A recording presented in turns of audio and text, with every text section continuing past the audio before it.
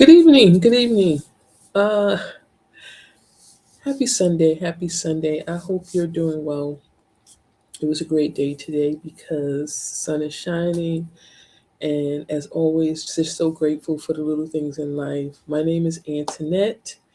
I am your host right here at Parenting After Dark, a podcast dedicated to parents of teens, kind of help you to navigate these interesting waters during this time of development in your teen's life. And I'm so happy and glad that you decided to join me and to partake of the conversation of parenting teens, which is really wonderful. Now that I look back on it and I went through this process, it was a huge learning.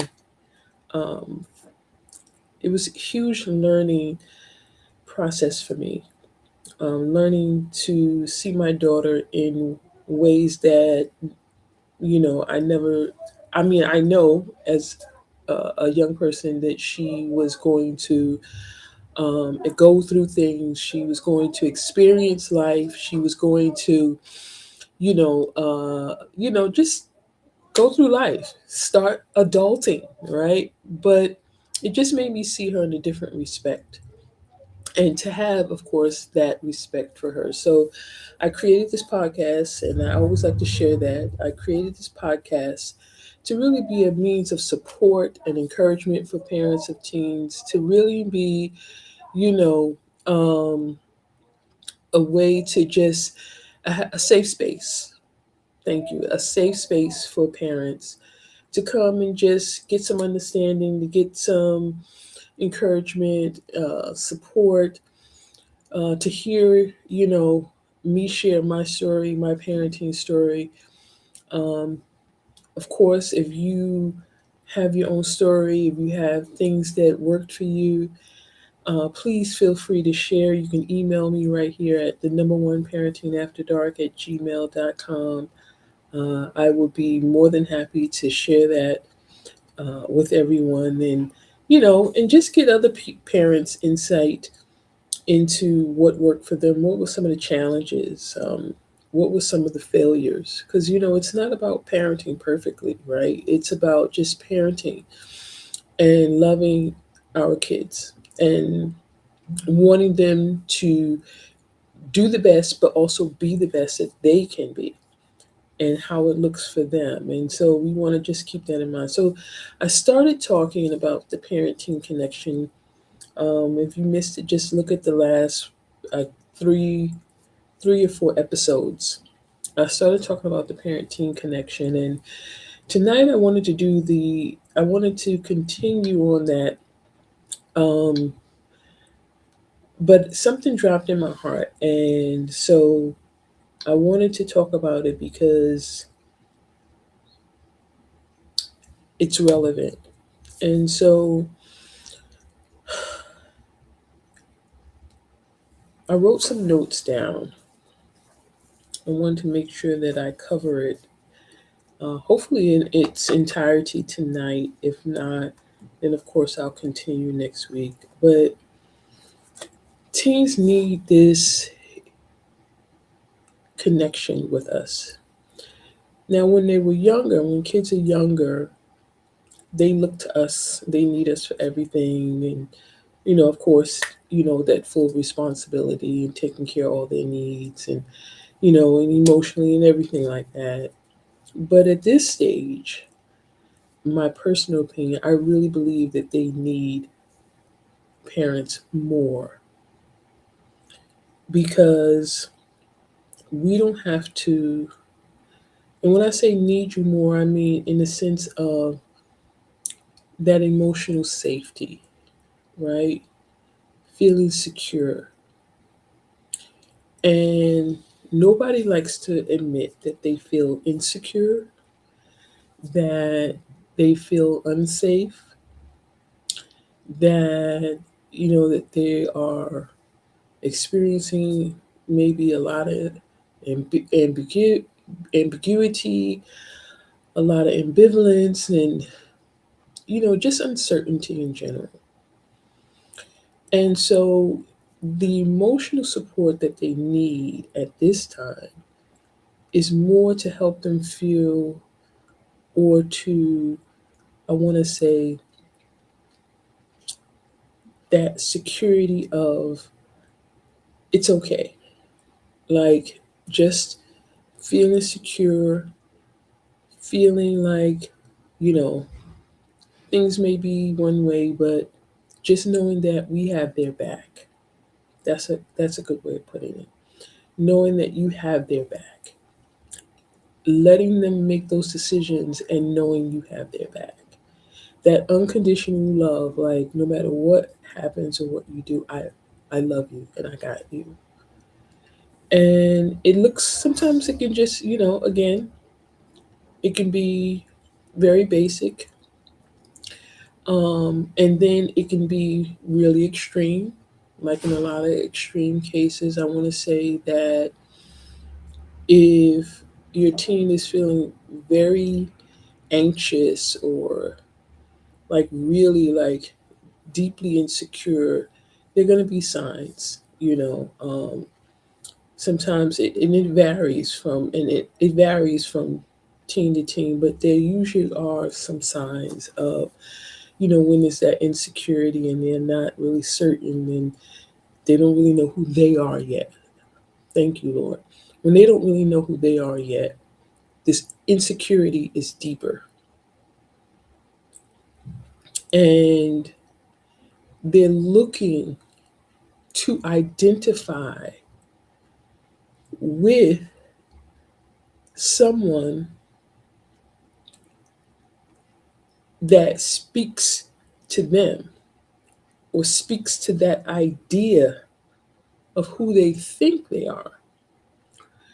And so that goes in line, because one of the things I was thinking about was that emotional maturity, that sometimes they may be chronologically 15, 14, 17, 18, 19, but emotionally they can be 10 or maybe 9 or 6, right? That means their emotional capacity is very low. And so you developmentally now, that can kind of like really be a hindrance, because at this stage developmentally, what should be happening is that going into that final stage of, that development process, and with a logical thinking and things like that start to really form. Sometimes if they are emotionally immature, that it can just make it can make this process even longer, and in some cases not good at all. And so I like to put it another way. What do you call it? Slow, not slow learner. It's another term. It'll come to me in a minute. But for the most part, if they don't know who they are, that insecurity again is going to be deeper in a lot of cases. And so that sign of insecurity is not really asserting yourself, and not really speaking up, not really wanting to be seen, right? Not really wanting to be heard because you don't think you have anything of value to offer, or that everything you say is stupid. That's one of the things that happens during the stage of development. They amplify everything. Every little thing means something. And so when you have that, I'm not sure who I am.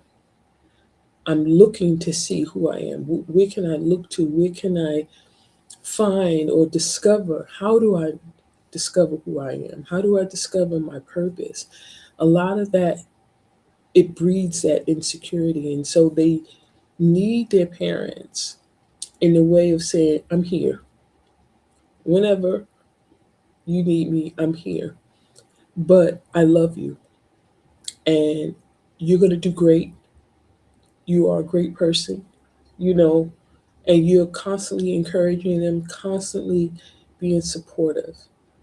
And so I wanted to talk about that tonight because I think that sometimes as parents, we can miss it, um, because we're looking at behavior, we're looking at attitude, we're looking at all these other things instead of being in tune with them emotionally, in tuned in where they are and how they feel about themselves. And this is why, you know, being close and coming alongside of them is really what you should be doing, in the sense of you're letting them know I'm there. It's that presence. And I talked about that before. It's that presence of I'm here.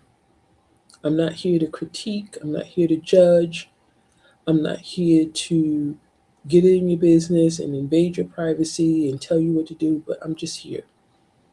However you see me or however you need me in the moment, in any moment, I'm here.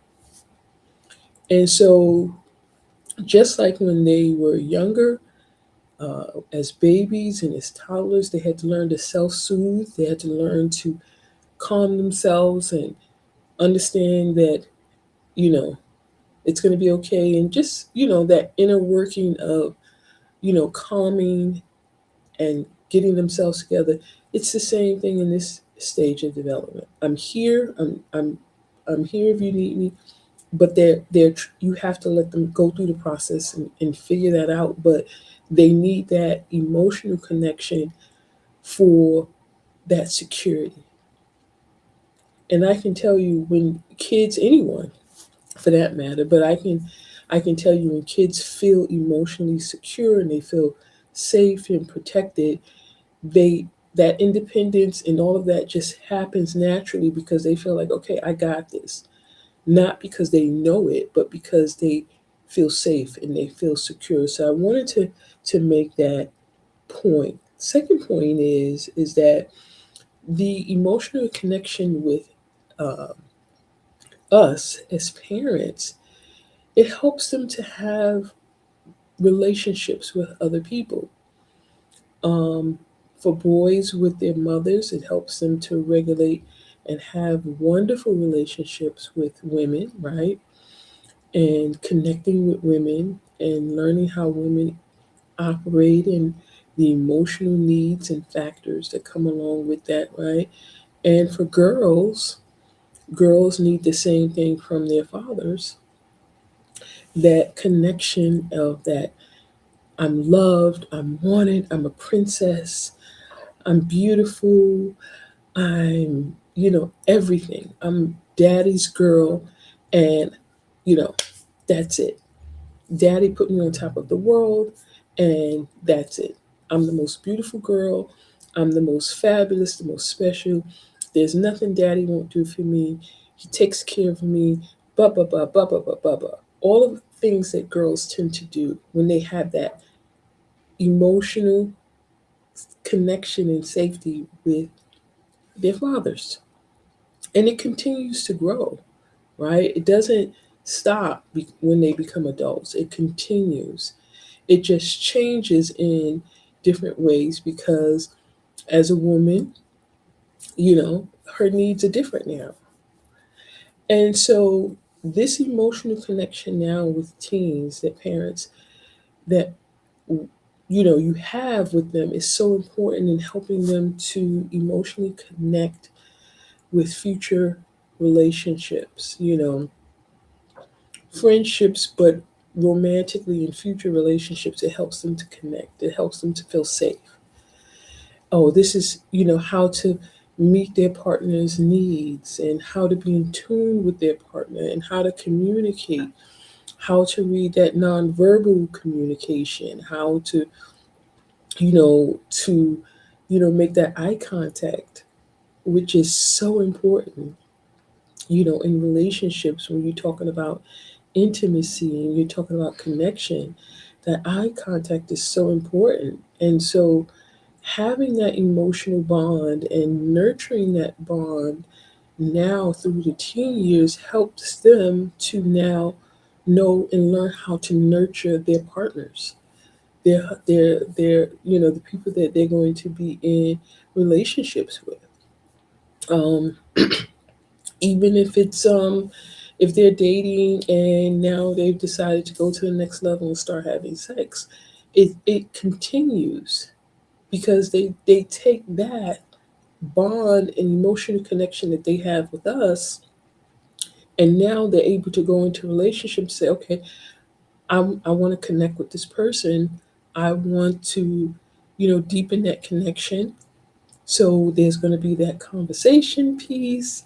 There's going to be, that exchanging of intimacies and what it looks like in that relationship and that dynamic.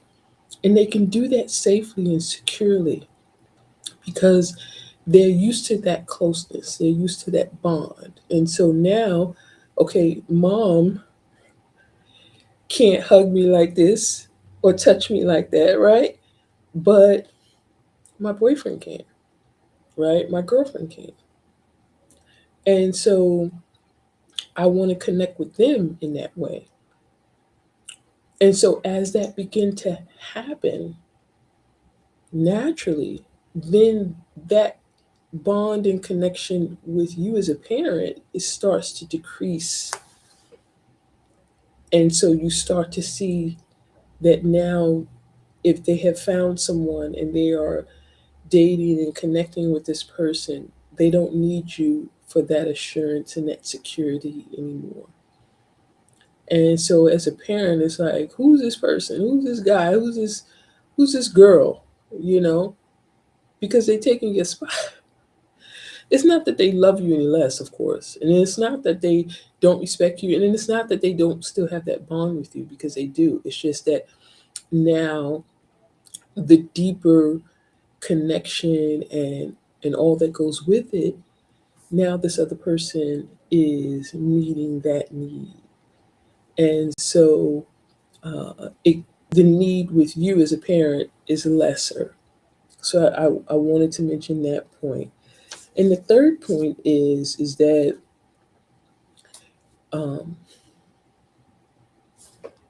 make sure I mention this point. If they don't know, they don't want you to know that they don't know, because they don't want that. Oh, let me do this and negative. No, no. If they don't know, they don't want you to know that they don't know, because they don't want you to tell them. And so sometimes the fear that they have, they're not going to always share if they're afraid, um, because they don't want you making a scene. They don't want you really just doing too much. They don't want you going overboard and getting too involved. And so for for them, it's scary, right? It's scary to um, admit that fear. They don't want you to rush in and take over. Um, and so, they have to figure it out. But um, that emotional connection, when it comes to them not knowing what to do or not really sure about something, they're going to rely on that connection with you to some degree to help navigate that thought process of whatever it is. And until they can figure it out. And so it's almost like the emotional bond becomes a backup for them. They know you got them, and they know now how to start connecting with others. And so when it comes to this aspect of life and making decisions and being scared, and I don't know if this is the right college, and I don't know if I really want to do this as a career. I don't even know what I want to do, period. I'm graduating school, and I don't know. And in society and culture and life and you know communities, is they're all saying you should know. You're going to school to be an accountant, you're going to school to be a mechanic, you're going to school to be a doctor, you're going to school to be a physicist, you're going to school to be a professor. Like, it's almost like they have that, um, that they're in tune with society and the world. So for them, it is, like, I don't know. I'm not sure. And I'm afraid that by not knowing and not being sure that, my friends who do know and who are sure, who are like, oh, I'm going to, this particular college, I'm going to this particular training or this particular program, I know what I'm going to do. Like, they're going to be left behind because everybody knows what they're doing. Everybody knows, what they're planning on, and they may not know that. They may not have that. And so, in that moment of being afraid and not really sure, they don't want you to know that because they don't want you to come to the rescue. And at the same time, they don't want you to give them a solution. They don't want you to figure it out. They just want you to let it be. And they know that may be difficult for you because we're in that mode as parents, right? To take care of them and to do that. And so it kind of really is a two-way kind of double-edged sword type of thing. And so I wanted to make sure that I mentioned those particular 3 points tonight in regards to that parent teen connection. And I want to just say it's probably the one period in your child's life where it's almost like everything you have taught them from the time that they were born up until that point. This is a culmination of all of that. And I said this before and I will say it again. Whatever you have spoken to them, over them, to them, with them, those words are seeds, and those seeds are now going to begin to harvest. They're going to begin to bear fruit of love and acceptance, to bear fruit of tolerance, to bear fruit of respect, to bear fruit of compassion, to bear fruit of tenderness and openness, honesty, good communication. This is where now that fruit is going to begin to really begin to spring forth and really come alive to them. And so even now, you can still continue to cultivate that and to plant good words and good thoughts and love into them. And they're going to take it now because they're going to process that differently. So if they are insecure, if they're not really sure, if they doubt a lot and they're not sure who they are, you know, find out where that came from. There's a root to that. There's a root to their insecurity. There's a root to their not knowing that identity. And like I said before, speak to that. You may see them as something, and you can encourage that, but they have to make that connection, right? They have to make that connection to say, yeah, you know what? I'll be a phenomenal kindergarten teacher. I'll be a phenomenal doctor. Or I'll be a phenomenal lawyer. Or you know what? I would dominate the business world. I would be a phenomenal business person. I love negotiating. I love talking. I would be a phenomenal motivational speaker. Whatever it is, encourage that. But at the same time, if they're struggling with their identity, that's a part where now you have to find out how to help support them in understanding who they are. And biblically, that's the aspect. Knowing that God has created them and that they have a purpose, right? And so you want to begin to talk to people that you know. I said this before in the super early episodes about building your village, people who know them, who are just as connected to them and just as, loving and caring as you are, who can help speak to that. and say, what, I almost feel like, you would be phenomenal at X, Y, and Z. I noticed you one Sunday, you were doing something and you just did it with such ease and simplicity. I really believe that should be an avenue that you can explore because they hear you, they hear us, but they also need to hear others. And that village is important because there will be other people who can see other things, other gifts, other talents in them to help nurture that and connect with them in that way. And so they might even know programs or be aware of programs, or maybe they are program directors or whatever. And they can say, what, I was talking to so and so, and I think you would be great for this program. You know, talk to your parents, you know, let them know. And when you're ready to make that move, come back and see me, you know, awesome. And that's what they need. They need that input and insight from other people around them who see them differently than parents see them, who see the gifts and talents. Because they already know. There was times my daughter would say, "Ma, I know you're gonna say I'm beautiful. I know." What she was saying is like, "I know that's what you say, and I know you think that, but I want to hear it from this person." Her father, who really wasn't having been in her life. That's what she was really saying.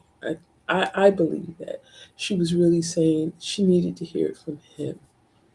And that's again a part of that parent teen connection is what girls need from their dads, what boys need from their mothers. And so it needs to be both parents. I thought, okay, he's not around. Hopefully I can do the best that I can. But God actually stepped up and filled that role. And so she got that male aspect and attention and nurturing from him. And then it was like now she has the other side of it. She has that other input of it. And so that helps them in that insecurity, whether it's through their identity or insecure about not really sure if they're good enough, all the things that everyone goes through at some point in their life where they begin to question, things. And so I wanted to make sure I hit those 3 points. I might continue next week because if something else drops in my heart, I want to definitely share that with you. So thank you for joining me. I hope you had a wonderful weekend as we are heading into June. This is wonderful. I love the fact that we're heading into June and that now we can start to get out more and do more and, just have fun, be safe. We know that there's a lot of things going on in the world, uh, new viruses and things that are springing up.